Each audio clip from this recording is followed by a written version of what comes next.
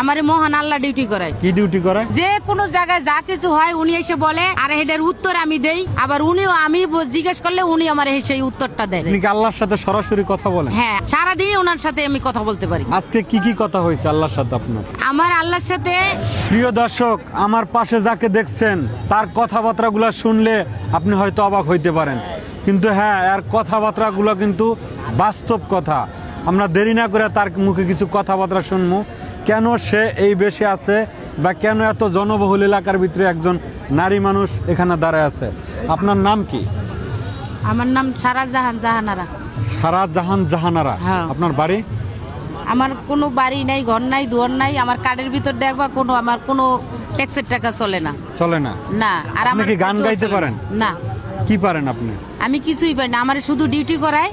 এখানে আসলে আগে আমি আসন লয়ে বসতাম, আমার আসনে বইলে সব বার হয়ে যেত, কারণ অনেকে অনেক রকম মানে আপনাকে কে ডিউটি করায়? আমারে মহান আল্লাহ ডিউটি করায়। কি ডিউটি করায়? উনি শুধু দেখতে বলে, আর যদি ভালো মানুষ পাই তার সাথে দুই এরকম কথা বলি। আচ্ছা। আর না বললে চলে যাই। আচ্ছা। আমার মতন আমি চলে যাই। আপনি কি আল্লাহর সাথে সরাসরি কথা বলেন? হ্যাঁ, আমি 24 সেকেন্ড কথা বলতে পারি, এটাই আমি জানি। মানে সারা দিনে 24 সেকেন্ড আল্লাহর সাথে কথা বলেন? হ্যাঁ, না, সারাদিনই ওনার সাথে আমি কথা বলতে পারি। মানে সারা দিনে কথা বলতে হ্যাঁ। পারেন? আচ্ছা, মানে কি কি কথা হয় আল্লাহর সাথে আপনার? যে কোনো জায়গায় যা কিছু হয় উনি এসে বলে, আর এটার উত্তর আমি দেই, আবার উনিও আমি জিজ্ঞেস করলে উনি আমার সেই উত্তরটা দেয়। আজকে কি কি কথা হয়েছে আল্লাহর সাথে আপনার? আমার আল্লাহর সাথে আমার ঘরে তিনটা লোক গেছে, একটা মেয়ে, দুইটা ছেলে। আচ্ছা। ওনারা যাওয়ার পরে ওই ছেলেটা তুমি চিনো, টিকটক করে। হ্যাঁ। উনি এখান থেকে ওখানে গেছে, উনি একটা ফোন দিছে, ওই একটা মেয়ে একটা ছেলে গেছে আগে। তা যে ছেলেটা গেছে আগে, ওই ছেলেটা আমার নাতি হয়, সৃষ্টি জগৎ থেকে আমি ওরে চিনি। আচ্ছা। তখন উনি গেছে যে দাদি আমি তোমাদের বাসায় যাব। আমি বলছি চলো। তা আমি যাই, দেখছি আমার ঘরে কোনো খানা দানা নাই। আমি একটু চিনির পানি গুলাই দিছি, কয় দাদি তুমি যেটা দেখছো এটাই আমরা মধু পান করলাম। আচ্ছা। তো ওনারা চলে আসতে লইছে, তখন তোমার 3টা বাজে, 3:30 বাজে। হ্যাঁ। 3:30 বাজে উনি বললো যে খাওয়া দাওয়া তো হয় না, যদি আমরা না খাইতে তুমি তো খাইতে পারবো না। হ্যাঁ।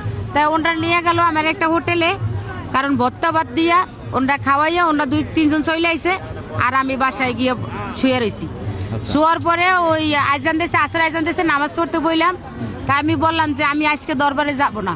তাই উনি বলছে যে মা তুমি যদি দরবারে না যাও তাহলে এই লোকের কি হবে, কারণ কোনো নবী আসবে না, কোনো রাসূল আসবে না, কারণ ওই আল্লাহ আনবে না।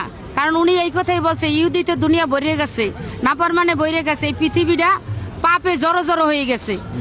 যার কারণে মা তোমার ডিউটি করতে হবে এই জায়গায়, তুমি কোনো 10 দুয়ারে যাবে না, তুমি 1 দুয়ারে বই ডিউটি করবে। তোমার খানা নাই, বিনা নাই, আমি যদি পারি তোমার দেব, তোমার নারে নাতে পারলে নাই। আমি সপ্তাহে 3 দিন 4 দিন রান্ধি, এই 4 দিনও জোটলে খাই, না জোটলে না খাই। কেউ যদি যাই আমার ঘরে খাওয়ায় তাহলে আমি খাই, নেলে খাই না, এ পর্যন্তই। তো আপনার কথাবার্তাগুলো আমি আসলে বিশ্বাস করতে পারতেছি না, এই দর্শকদের উপরে ছেড়ে দিছি। যারা এই ভিডিওটা দেখতেছেন আপনাদের মূল্যবান মতামত কমেন্টে জানাবেন যে ওনার কথাবার্তাগুলো আসলে কতটা সঠিক এবং কতটা সঠিক না। এই অপেক্ষায় আমরা থাকলাম। ভিডিওটা শেয়ার করে সবাইকে দেখার সুযোগ করে দেবেন। আসসালামু আলাইকুম।